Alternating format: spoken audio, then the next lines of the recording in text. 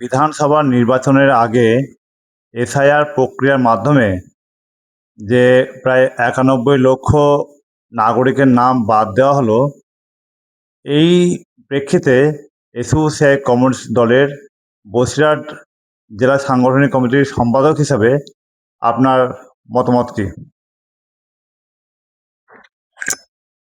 SIR সংক্রান্ত বিষয়ে আমাদের বক্তব্য খুব কনক্রিট যে এসআইআর মানে কিছু নাম সংযোজন হবে, যারা মৃত তাদের ভোটার ক্যান্সেল হবে, যারা শিফটিং হয়েছে তাদের ক্যান্সেল হবে, এইটাই। এবং ২০০২ সালে যখন এসআইআর হয়েছে এইভাবে হয়েছে। অথচ এবার এসআইআরটা এমন কায়দায় করা হচ্ছে, আসলে বিজেপির পরিকল্পনা বঙ্গ বিজয় করবার জন্য, যে বুথ দখল করে বা নানান রকম করে ছাপ্পা ভোট দিয়ে পশ্চিমবাংলায় জয় করা যাবে না, কারণ সেই সাংগঠনিক শক্তি তার নেই। সুতরাং তার হাতে যে শক্তি আছে, যে টোটাল যে ভোটার, তার থেকে যদি একটা ভালো সংখ্যক ভোটারকে ডি ভোটার করে দেওয়া যায়, যারা কিনা বৈধ ভোটার, তাহলে তারা যে পার্সেন্টেজ অফ ভোট পায়, তাহলে সেই অঙ্কে তাদের ধারণা, তাদের যে ডিফারেন্সটা ছিল সেই ডিফারেন্সটা কমানো যাবে না, শুধু না অনেকটা সফলতার দিকে নিয়ে যাবে। এই জন্য তারা এই ৯১ লক্ষ বৈধ ভোটারকে ডি ভোটার করলো, যেটা সম্পূর্ণ অন্যায়। গণতন্ত্রের মহা উৎসব তারা এই বৈধ ভোটারদের ডি ভোটার করে দিয়ে তার উপরে তার আক্রমণটা করল।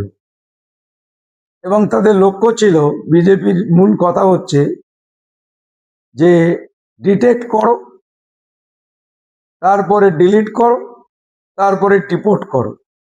এই 3D এর উপর তারা নির্ভর করে চলছে। মানুষকে দেখাচ্ছে আগে কোর্ট পরে ভোট, এ তো হওয়ার কথা ছিল না। মানুষকে, যারা এদেশের আদিবাসী জনজাতি, যারা মতীয় সম্প্রদায়ের মানুষ, তপশিলি জাতি, যারা মুসলিম ভাইরা, যারা আবহমান ধরে এখানে বসবাস করছে, তাদের বৈধ কাগজপত্র থাকা সত্ত্বেও তাদেরকে ডি ভোটার করা হলো।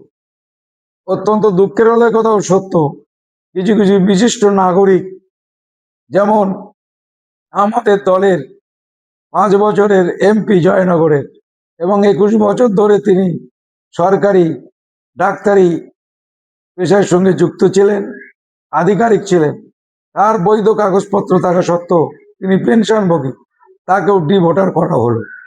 লক্ষ লক্ষ মানুষকে বাদ দেওয়া হলো। এই বসিরহাট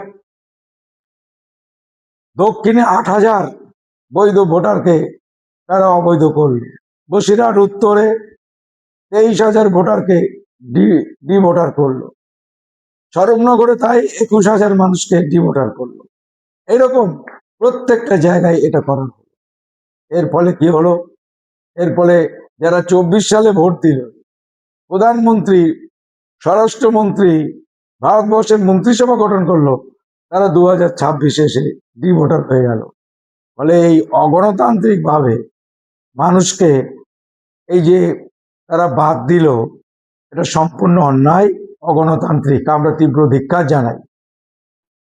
বৈধ ভোটারদের যতক্ষণ পর্যন্ত না নাম নথিভুক্ত হবে, ততদিন পর্যন্ত আন্দোলন চলবে। ইতিমধ্যে বিভিন্ন জায়গায়, বসিরহাট, সেখানে ইটিন্ডাপাল ভিতর গ্রাম পঞ্চায়েতে, শাকচুরো বাগন্ডি গ্রাম পঞ্চায়েতে, গোটরা গ্রাম পঞ্চায়েতে, ওদিকে বসিরহাট উত্তরে মাকালগাছা গ্রাম পঞ্চায়েতের 2টো বুথেই তো প্রায় 650 লোকের নাম বাদ গেল।